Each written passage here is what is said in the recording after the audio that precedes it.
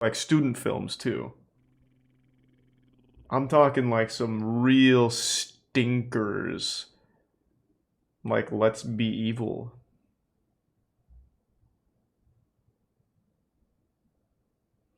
Thanks, the resub bread couch.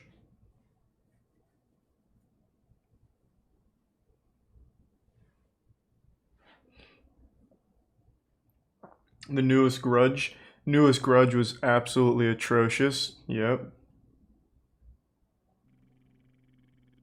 Jason in Spaces. Yeah, that one's charmingly bad. Thanks to the Prime Mirage. Craig Denny's Astrologer. Never heard of it. I'll check it out maybe. When art restoration goes south.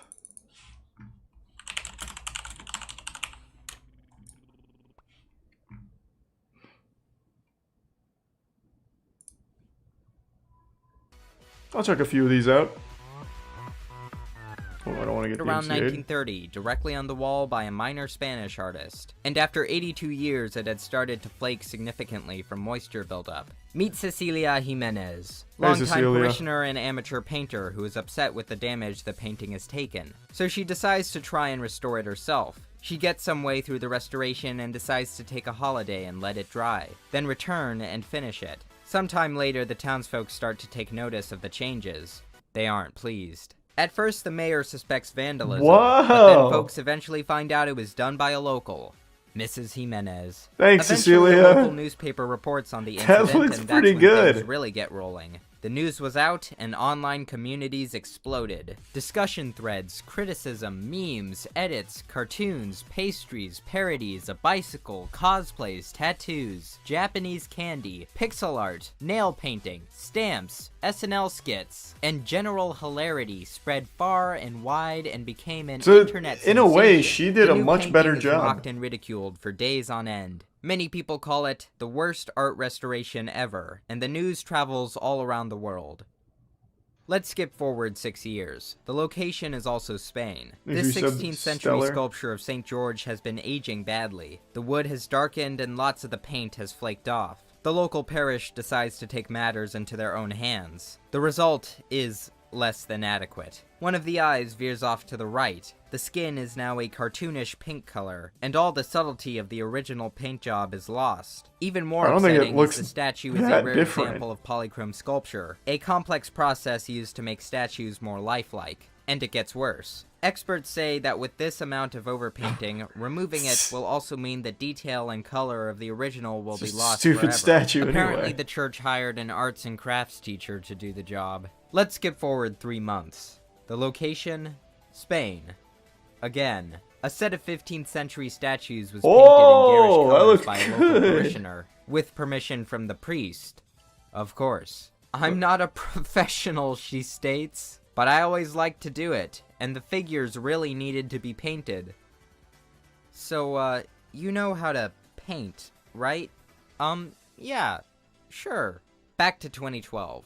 The news about the fresco continues to spread. Many comment on the painting's similarity to a monkey. People start to call it Eche Mono. Mrs. Jimenez is interviewed by a news station where she defends herself. But without strong evidence, most of it falls on deaf ears. Now at this point, what does many she of you defend? may be angry at Cecilia Jimenez, and I wouldn't blame you. Some people at the time also had quite vitriolic comments about her, and many thought that this was just an arrogant old woman who had ruined a valuable painting without permission. And yeah, what she did was pretty arrogant. But according to her, she did get permission, and she also claimed that people had watched her working in broad daylight and had not said a word. And apparently, so she knows this it's was also dog not shit. her first time working on the painting. She recounted that she spent time in an apartment by the church and had touched up the painting repeatedly, specifically on the tunic, with the permission of the parish priest and caretakers. And at some point, she decided it needed a major rework on the face, which was halted after her first stage of brushwork. Now, it would be nice to think that the only reason this looked bad was because it was stopped very early, but the proportions and muddy colors still wouldn't make much sense. I think if she for just a had another first couple stage. days, That's not to say there it would isn't have a come out possibility incredible. if she was given more time there could have been a better result, because many parts do look very unfinished, but I don't think it would be able to match the original painting. And even if Mrs. Jimenez had the skills to replicate the work, that's not really the point of a proper restoration.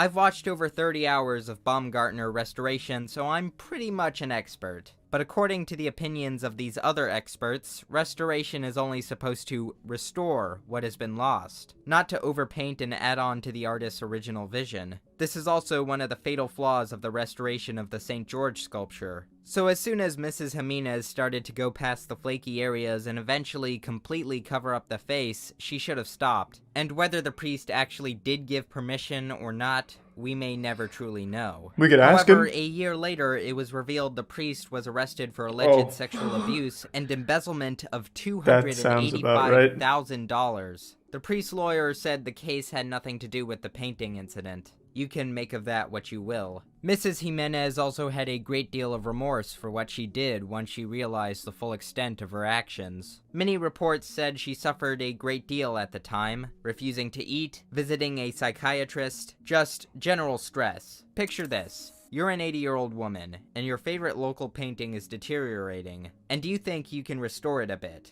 First, you start do a with great small fucking areas, job. but eventually you want to fix the whole image. You start painting on the flaking spots, and then you notice this spot is also flaking off, and this spot doesn't look the same, and then this color doesn't quite match, and then the paint starts getting absorbed, and before you know it, you've covered up the whole thing. So maybe you need to take a break and rethink how you're going to approach this. Then over the next 2 weeks, your restoration becomes a worldwide social media sensation. You are ridiculed and laughed at by millions of people. This is an important thing to note. You also have to understand that international backlash for anyone probably does terrible things to their mental health, especially since her mistakes were blown a bit out of proportion. As for claims that this painting was rare and valuable, and here is what she did to this rare and valuable painting. Sure, it was old, and the townsfolk did have a sentimental attachment to it, but several sources say it had very little historical significance, and wasn't really that valuable. A lot of this can be demonstrated just by the writings about the painter of the original. Elias Garcia Martinez is pretty much only known because of the botched restoration. And it gets better. A few years later, a copy of the painting by the same artist was discovered by 2 antique dealers. It's an earlier work, and is in much better condition. That doesn't look very good. So it turns out Cecilia Jimenez's mistake was actually far less significant than most people believe. What's more is that Spain had been going through an economic recession, but with help from the media, the town and the church became quite a tourist attraction. Later, the church reported nearly 200,000 visitors within the last 6 years. Just to see that? $57,000 per year from merchandise and tourist fees. Later, an opera based around Jimenez's life was created. It's about as strange as you would expect. Oh, this is good. This is lit.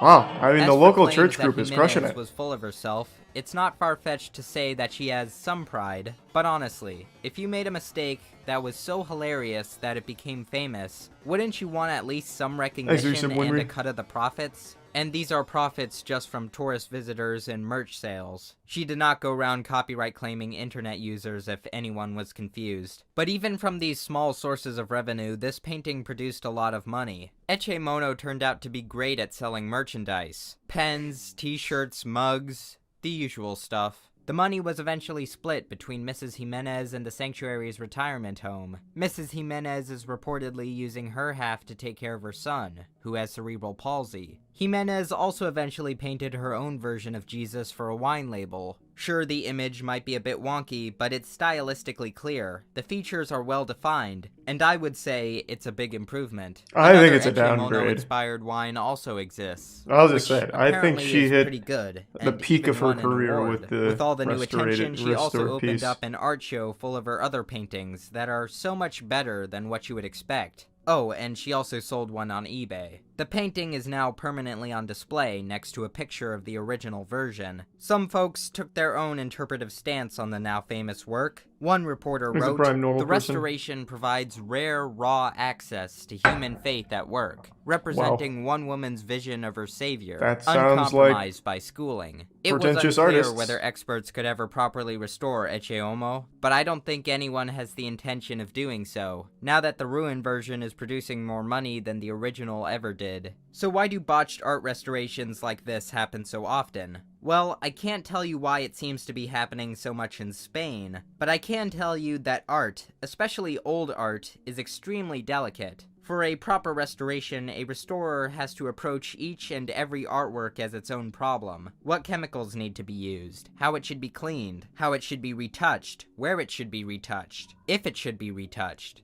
It's quite complicated, and it requires a trained I've expert seen this to do video. one properly without causing irreversible damage. Not only are these restorations bad, they also make getting back the original near impossible. One expert says this happens a lot more often than newspapers talk about, and when it comes to really old art, that's just how it is. Over time, it's going to pass I think we through a just lot of repaint hands, all and that it's going shit. to Fuck get it. damaged and accumulate grime, and eventually someone is going to try and fix it. If it's not in a museum or heavily guarded by someone with a lot of knowledge, it's going to deteriorate by natural processes or human interference. As for the 16th That was a century pretty intense statue, a painting. re-restoration has been completed, and as far as I know, Wait, was this not?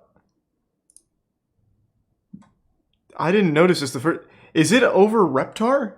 Like, what is this horse standing over a dinosaur? That's fucking awesome. I didn't notice this. I thought it was just a rock. That's not a dragon. What kind of dragon has little baby feet like that? It's more like a T-Rex. Kinda. I guess it could be a dragon. Or just like a giant lizard. Maybe Godzilla or something. has been completed, A and as real far as I one. know, there has been no further news True. on the set of statues. It has wings? Oh, I didn't even So, notice. what is the lesson in all of this? Thanks to give some Clorox. Well, if you ever make a mistake, just remember to make that mistake so spectacularly disastrous that you become famous for it. But in all seriousness, please do not go vandalizing art for fame. You are Too probably late. not going to get the same result. Art impacts us in ways we may not expect. In this case, it was the story of a woman who, in good faith, went in a bit over her head, became the creator of a meme, and in an unlikely turn of events managed to come out on top. Just, in the future, if you plan on doing something to an antique, please just contact an expert first. Or just ask me if you can do it. I'll tell you. I've seen the Pizza Time thing, and no, I'm not playing Deltarune 2. God damn it.